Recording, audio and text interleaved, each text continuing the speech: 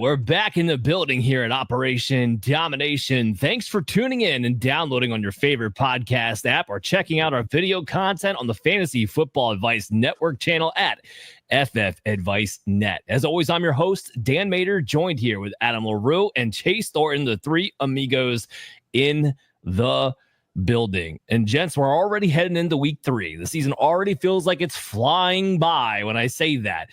But the most important thing is that yours truly, Dan Mader's 2-0 now in the Operation Domination showdowns. I'm sorry, we had to lead off the show with that, Adam. Had to do it. Now, it was ugly. I will give you, it was ugly. But if you guys don't remember from last week, we had a showdown between who would perform better in week 2, Emeka Egbuka or Travion Henderson.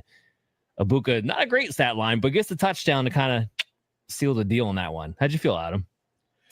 I feel like I was right on Egbuka and I was very wrong on Henderson, so I'm just gonna, we live with those. Yeah, I'm not really trying to do a full victory lap here with that one, with Egbuka not really performing up to the ranking, but a win is a win is a win.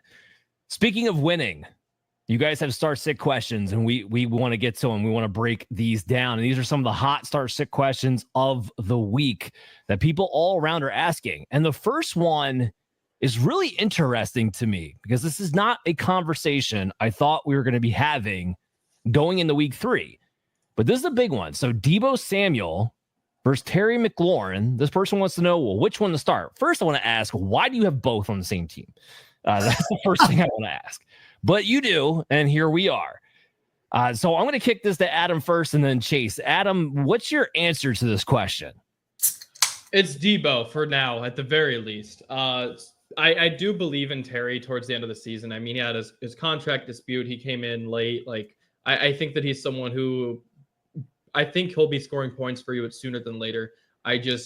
Short term, especially with Eckler going out, I think he has been involved with the run game a little bit. He has been definitely involved with, their short passing game, kind of their ancillary run game, so to speak, the underneath stuff that kind of mimics the run game.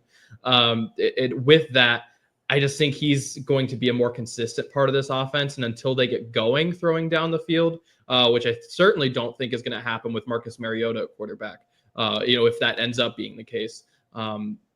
Until it gets going, until I see it with Terry, I'm going to roll with Deebo. But I do believe in Terry. He's not someone I'm panic selling. He's not someone I'm panicking about. I just, in the short term, I think it's Deebo, going that way.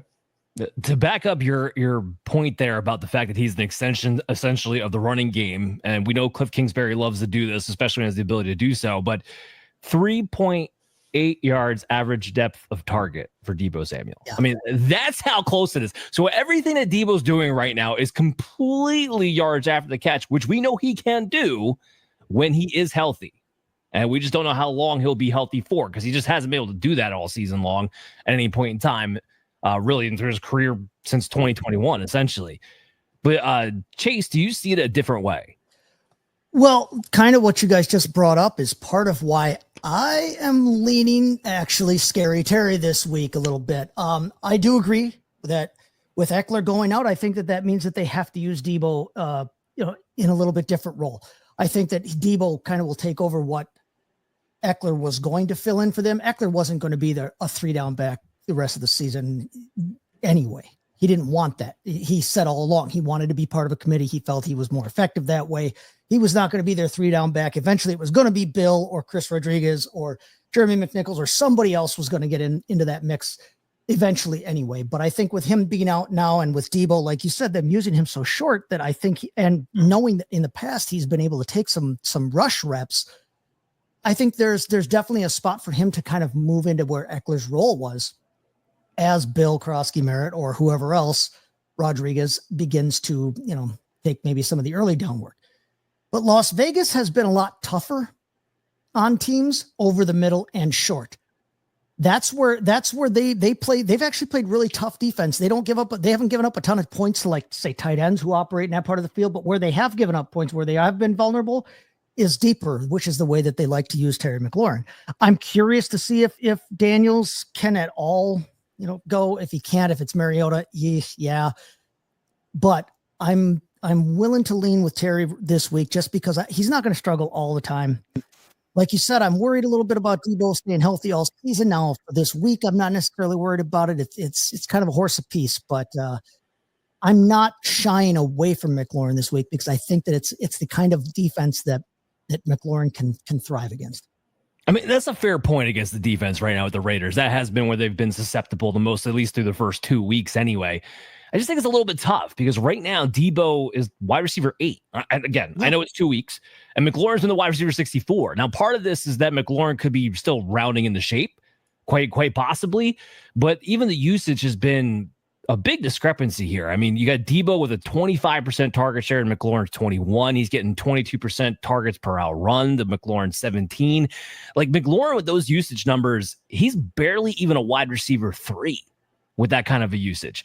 So that's kind of the scary part. And to Adam's point, if it is Marcus Mariota, I don't think that helps Terry McLaurin's case. If anything, Mariota, who's been known to check the ball down constantly, throw the ball as close to the line of scrimmage as he can, and Kingsbury is going to make sure he puts him in a situation to not have to press the issue. I do think that it's going to be more Deebo Samuel in this type of a matchup. Deebo's my wide receiver 23 versus McLaurin being my wide receiver 29. So I'm actually locking Deebo in as a top 24 play this week.